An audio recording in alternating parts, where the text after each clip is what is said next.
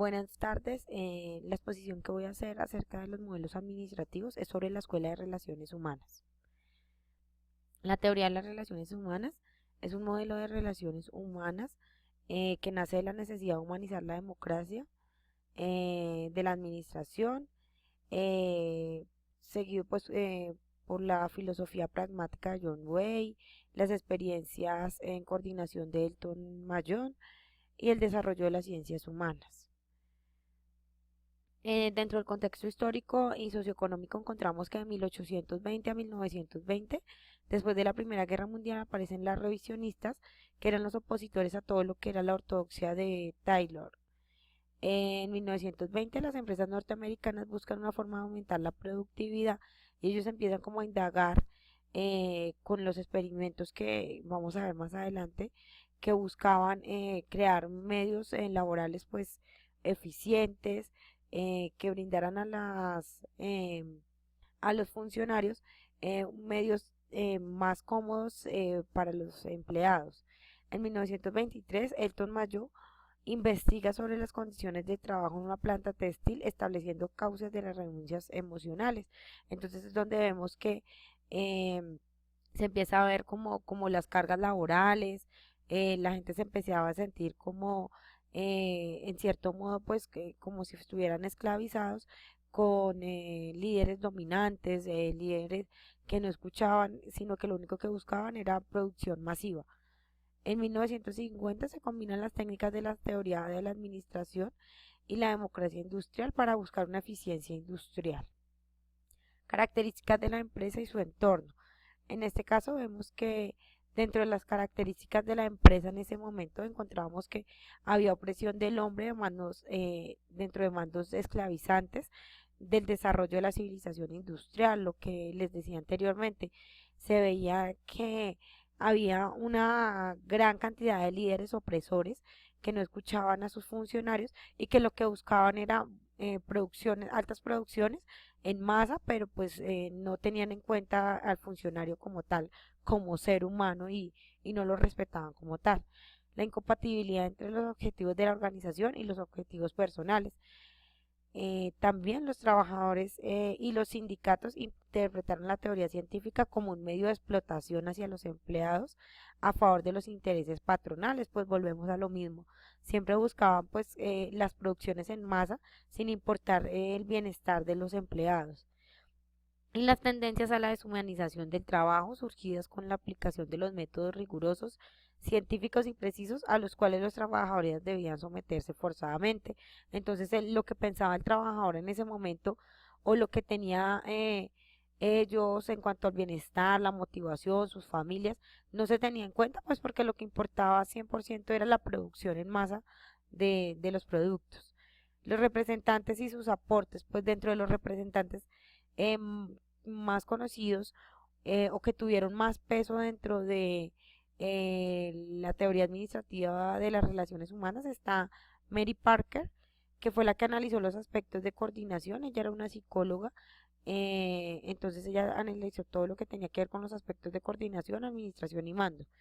Criticó la época científica porque consideraba que no tomaba en cuenta el aspecto de los psicólogos, entonces eso era como una segunda parte y nadie tenía en cuenta pues el bienestar del personal y lo que tenía que ver con el ser de la persona como tal, que era un ser humano y no una máquina más o un ser productivo, sino una persona que tenía derechos y deberes, e igual forma debían tomarla como tal y respetarla.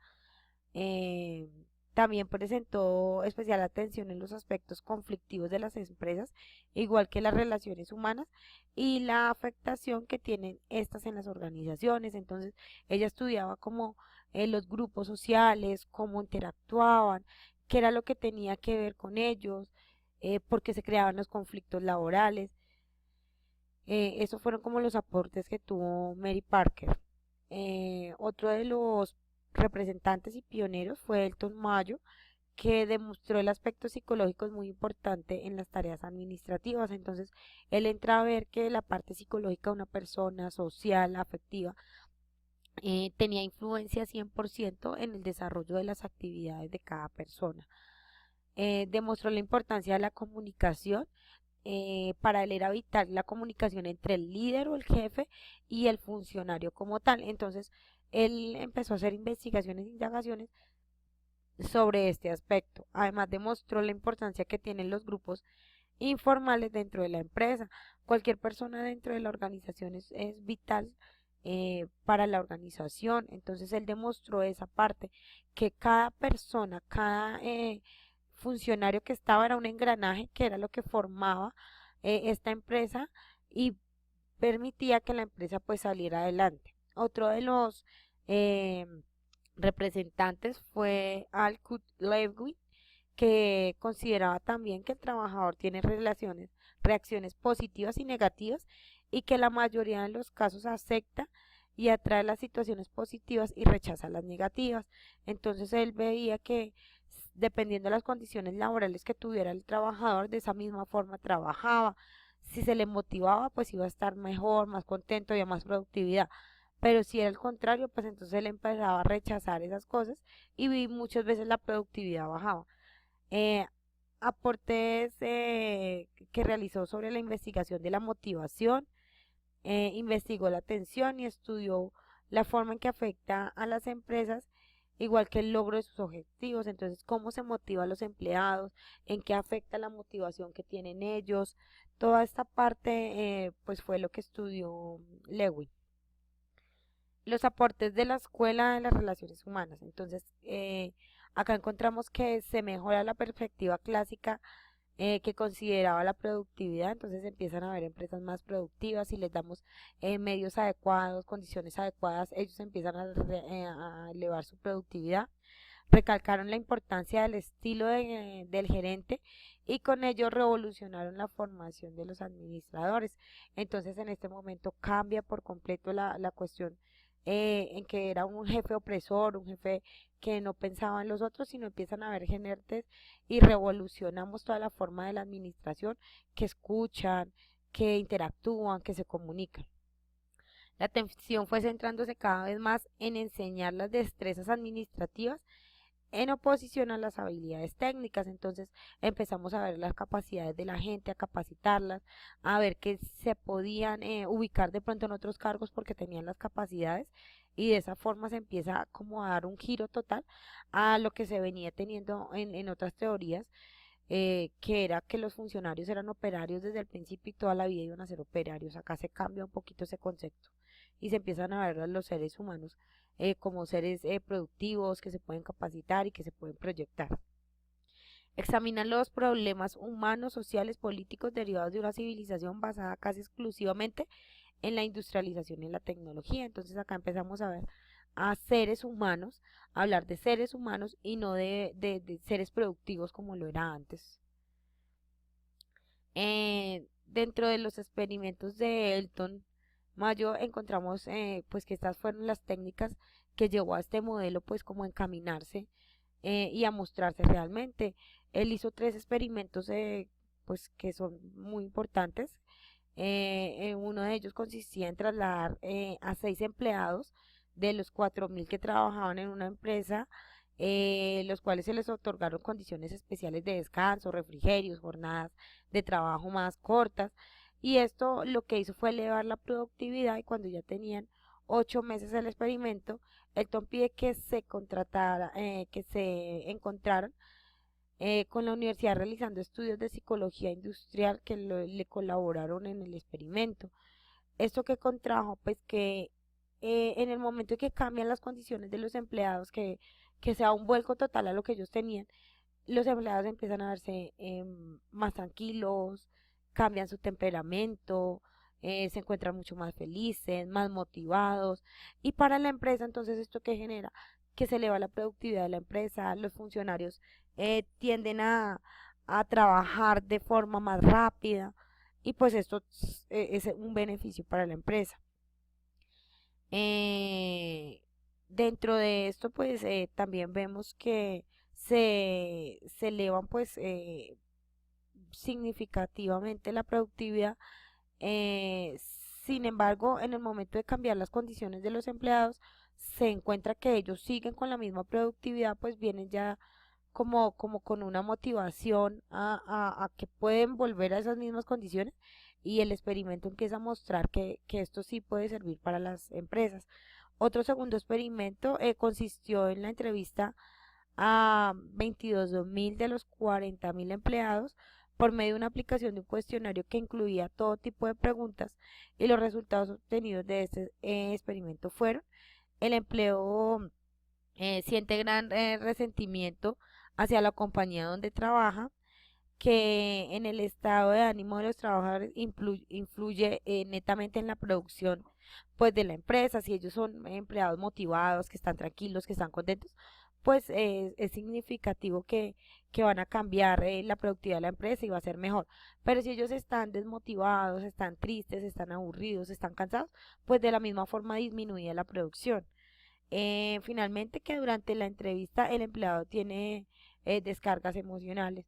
Entonces, si tenía, por ejemplo, a los supervisores o a los líderes o a los jefes cerca de ellos, pues las respuestas cambiaban completamente. Si ellos estaban solos, en un lugar donde podían escribir lo que ellos realmente pensaban, pues realmente se iban en contra de la empresa y de los medios opresores a los que estaban pues sometidos. El tercer experimento se pretendía mostrar la relación del incentivo de la productividad y los resultados fueron que la relación del incentivo productiva no es mucha cuando se trata de aspectos económicos, que la empresa tiene grupos informales de trabajo que en muchas ocasiones tienen mayor fuerza que los formales y que la empresa no acepta a gente que no sale, se sale de los lineamientos. Entonces ellos siempre buscan como que sigan por la misma línea y lo que ellos dicen.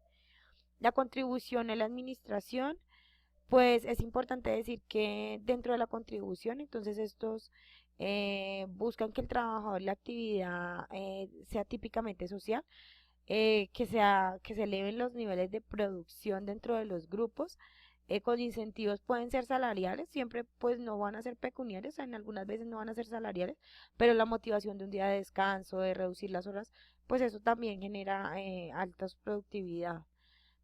Los obreros no actúan como individuos aislados, sino ya empiezan a ser miembros de grupos sociales. Entonces empezamos a hablar del trabajo en equipo. También las tareas básicas de la administración es fomentar una élite capaz de comprender y de comunicarse. Entonces, jefes democráticos, persuasivos, que aprecien a todo su personal, eso también se genera dentro de la contribución que nos da esta línea. Personas humanas y más motivadas, es vital que la motivación en esta parte em, de esta línea es fundamental porque la motivación para los empleados empieza a ser parte básica de la administración del personal. Y finalmente, pues los grupos primarios de la sociedad, como la familia, los grupos informales, la religión, se unen a que la empresa va a ser su nueva familia y ellos empiezan a ver esto de esta manera y se empiezan a sentir más cómodos en sus lugares de trabajo. Las principales críticas y debilidades, pues los experimentos, aunque influyeron profundamente en la formación, eh, pues estaban muchas veces no completamente fundamentados y tenían muchas brechas, entonces esto todavía genera muchos debates en muchos de los que siguen estas líneas. Uno de los grandes errores también fue tomar en cuenta como organizaciones tan macro y pues las grandes organizaciones buscan control y eran como organizaciones muy disciplinadas y esto también pues creó muchas brechas.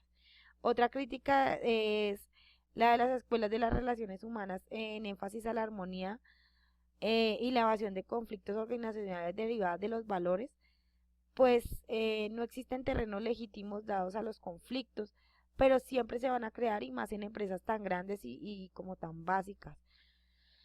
Las ventajas y debilidades, pues la importancia de darle dentro de la organización la posición a la persona que se merece, la posición de ser un ser humano, que lo respeten, que tenga derechos, que tenga eh, posibilidades de avanzar dentro de la empresa, ambientes favorables, motivación, descansos. Esto es pues parte fundamental. Una de las desventajas, pues que el modelo fue fundamental sobre experimentos basados en empresas pequeñas y operarias, donde pues a pesar de que tenía grandes cantidades de funcionarios y empleados,